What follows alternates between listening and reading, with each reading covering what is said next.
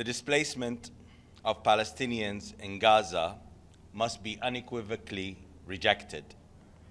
The Arab group categorically rejects such displacement, which constitutes a clear violation of Article 49 of the Fourth Geneva Convention of 1949, prohibiting the forcible transfer of protected populations from occupied territories, irrespective of motive.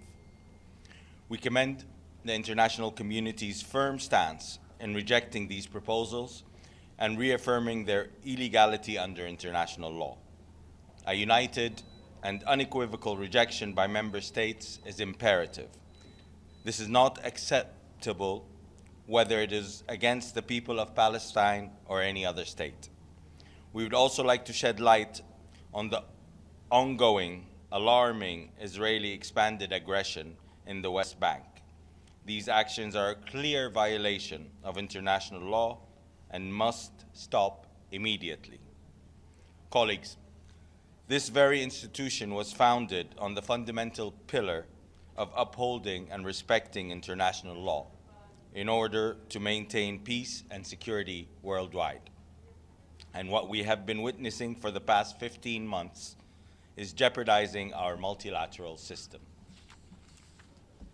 The adoption by the Security Council of Resolution 2735 was a glimmer of hope towards the end of the Israeli aggression on Gaza, and we urge the Security Council to uphold and enforce the principles of the resolutions, which calls for an immediate and full and complete ceasefire, the return of Palestinian civilians to their homes and neighborhoods in all areas of Gaza, the safe and effective distribution of humanitarian assistance at scale, and rejection of any attempt at demographic or territorial change in the Gaza Strip, including any action that reduce the territory of Gaza. And finally, the unwavering commitment to the two-state solution consistent with international law and relevant UN resolutions.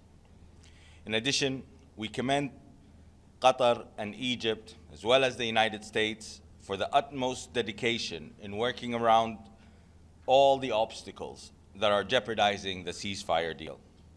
The entire world supports a ceasefire in Gaza, and we all want to see its full implementation to lead to a sustainable and lasting ceasefire and to peace to the region and the world.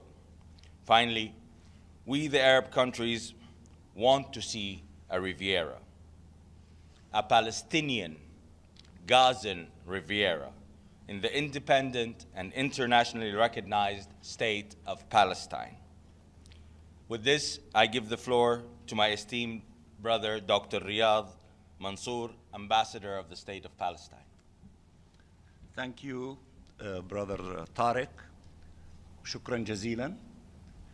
And allow me at the beginning to express our gratitude for this massive representation of all of the Arab ambassadors and ambassadors from all regions of the globe, including NAM, OIC, the Committee on the Exercise of the Inalienable Rights of the Palestinian People from the African countries, from Asia, from Latin America, and this assembly of all ambassadors is to endorse the content of what was read by my brother Tareq, and we are strongly united behind the ceasefire to make it permanent, to spread to not only the Gaza Strip but also in the West Bank against the aggression there,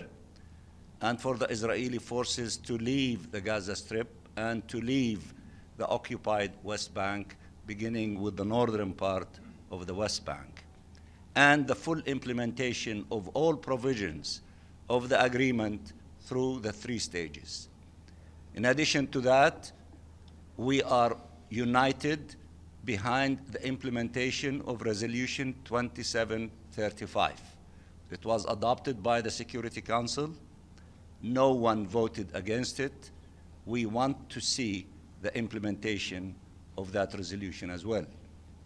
We had a large Arab delegation that met last week with the President of the Security Council. We conveyed this sentiment along with our rejection to the ethnic cleansing and forced transfer of the Palestinian people outside their homeland, especially those from the Gaza Strip. And we are very grateful for the Chinese ambassador who conveyed the content of our meeting, including we extended an invitation to the Security Council to come and visit the land of the State of Palestine, including the Gaza Strip. We also had yesterday a meeting of all the Arab ambassadors with all of the European Union ambassadors in their offices. It was a very powerful meeting. It was a very constructive meeting, and we converged our positions on many important issues, including the ceasefire, the implementation of the stages, and the implementation of 2735, and honoring and respecting international law, and also to oppose the violation of provisions of international law as it relates to the crime against humanity of forced transfer. We believe that such strong messages from key components of the international community, along with the Secretary General, who made it crystal clear that he opposes ethnic cleansing as it relates to the Palestinian people in the Gaza Strip. So therefore, we will continue our efforts here at the United Nations, with the Security Council, with the General Assembly, with the Secretary General and all components of the international community, not to allow further crimes to be inflicted upon the Palestinian people. What we need is to open doors for peace. What we need is a political horizon. What we need is to put an end to this illegal occupation as soon as possible, as has been articulated by the International Court of Justice, and as it has been legislated by the General Assembly, that this illegal occupation to be terminated within 1 year. We are working very hard with all partners in many things, including on the global alliance, on the two-state solution, and for the practical steps to convene an international conference as it was asked for by the General Assembly in June under the co-chairmanship of Saudi Arabia and France. This conference is not going to be an ordinary conference where we meet and give statements and issue a declaration. We are in the beginning stages of asking countries to declare commitments of what exactly they will do in order to contribute to putting an end to this illegal occupation. So by the time we meet in June, we will have the summation of all these practical commitments, including supporting the government of the State of Palestine, strengthening it, allowing it to be able to shoulder its responsibility vis-à-vis the Palestinian people. It means that to take practical steps against the illegal settlements and settlers. It means not to send weapons to kill the Palestinians. It means many other things, including for some countries that have not recognized the State of Palestine to do so, and it means for the Security Council to give a recommendation for the admission of the State of Palestine to full membership. These are but samples of the commitments that we expect from all member states, from political groups and regional groups, so that this time all of us will be working for the implementation of what the ICJ told us to do when they said in the General Assembly, adopt the modalities for putting an end to this illegal occupation as quickly as possible. We always work with you, the media. Please tell the story as it is accurately and contribute your efforts with our effort not to allow further crimes to be committed against the Palestinian people, especially the crime against humanity of imposing on us another Nakba, of kicking us out of our homeland. We have no homeland except Palestine. We love Palestine. We will rebuild the Gaza Strip. We will rebuild Palestine, and we will celebrate with you, inshallah, soon, the independence of the State of Palestine after the end of this illegal occupation and the membership of the State of Palestine to the United Nations. We thank you very much.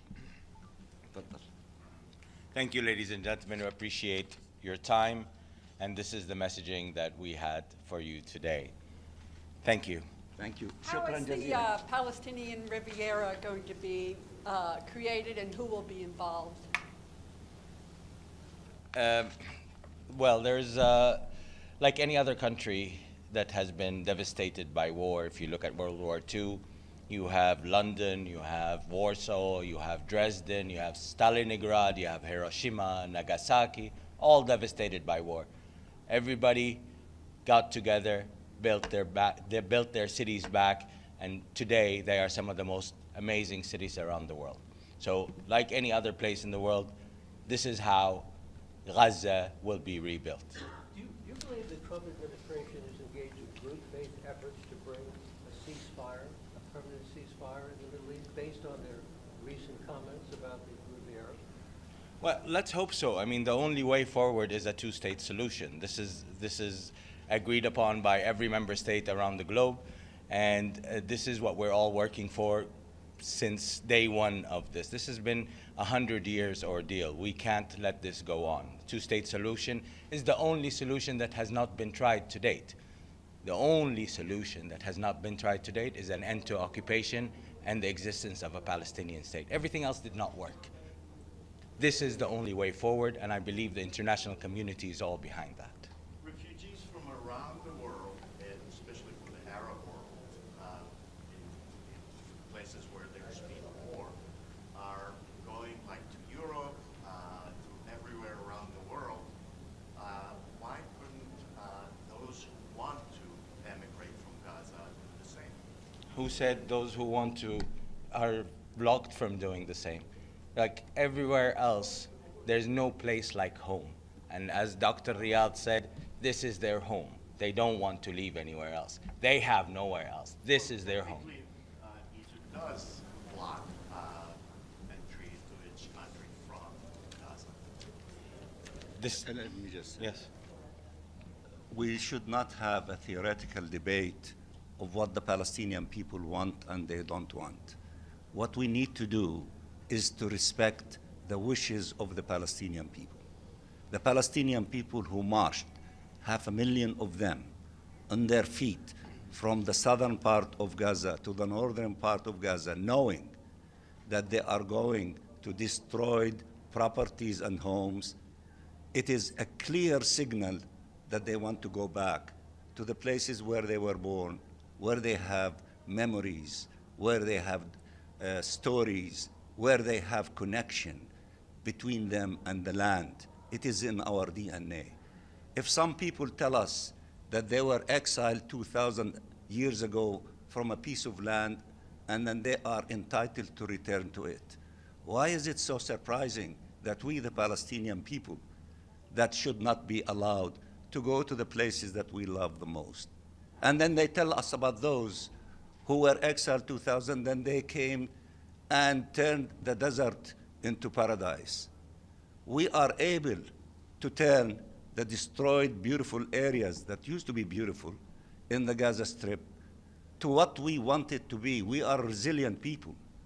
If we are not oppressed, if we are not being killed, if in large numbers, if we are not being put in prisons in large numbers, just once we have that opportunity to exercise the self-determination on the lands of our ancestors, our fathers and grandfathers, then watch us as Palestinians, what wonders we will do. There is no one that can rebuild what they want to rebuild, to have paradise here and there, and we, the Palestinian people, cannot do the same and maybe more.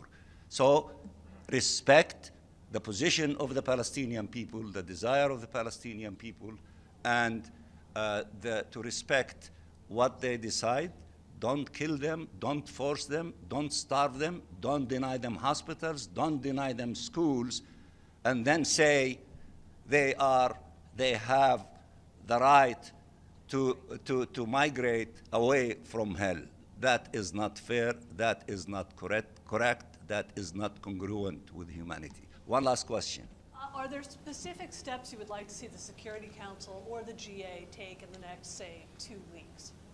Yes, we told the Security Council for the next few weeks, you have two things that you declared that you are united around. One is the implementation of Security Council Resolution 2735 that has many things, including the rebuilding of Gaza, returning to Gaza, and unifying it with all the lands of the State of Palestine.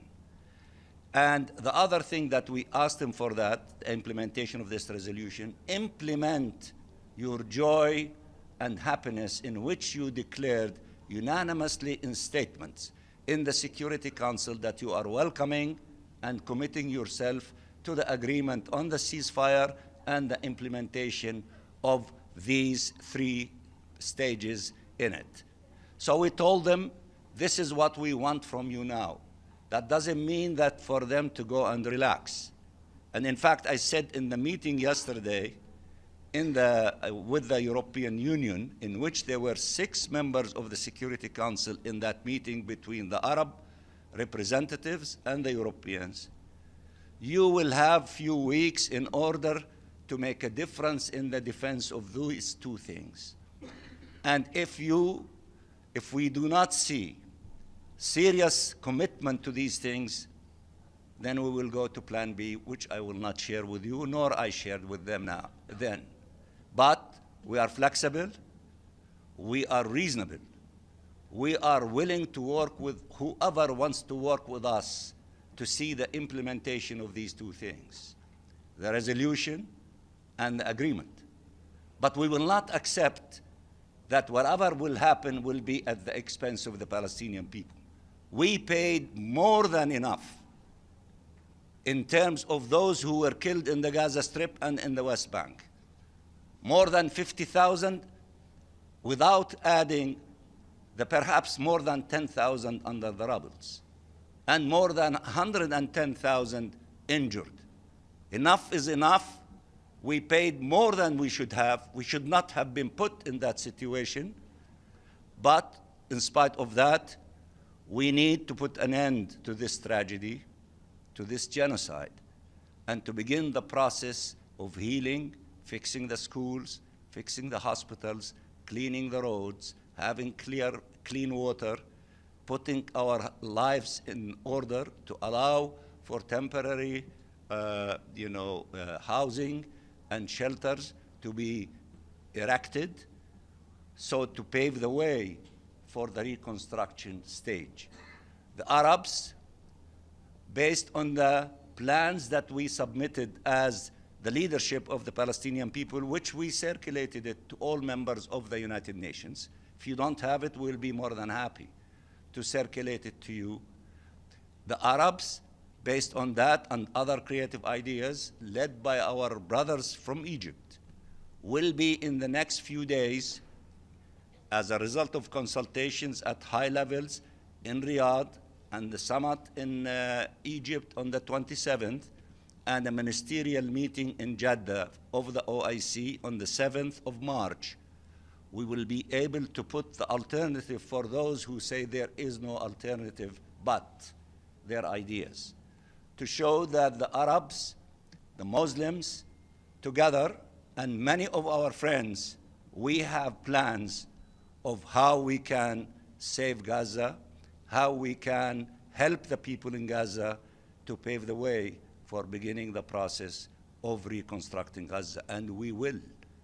And many said in the meetings that I refer to, especially with the Europeans, between the technical know-how by many and the financial resources by our brothers, the Arabs, we will be able not to abandon the Palestinian people, but let them to be resurrected from the dooms of what happened to them in the Gaza Strip to the glory of where they can be and to the genius of the Palestinian people, because we are the most educated people in the Middle East.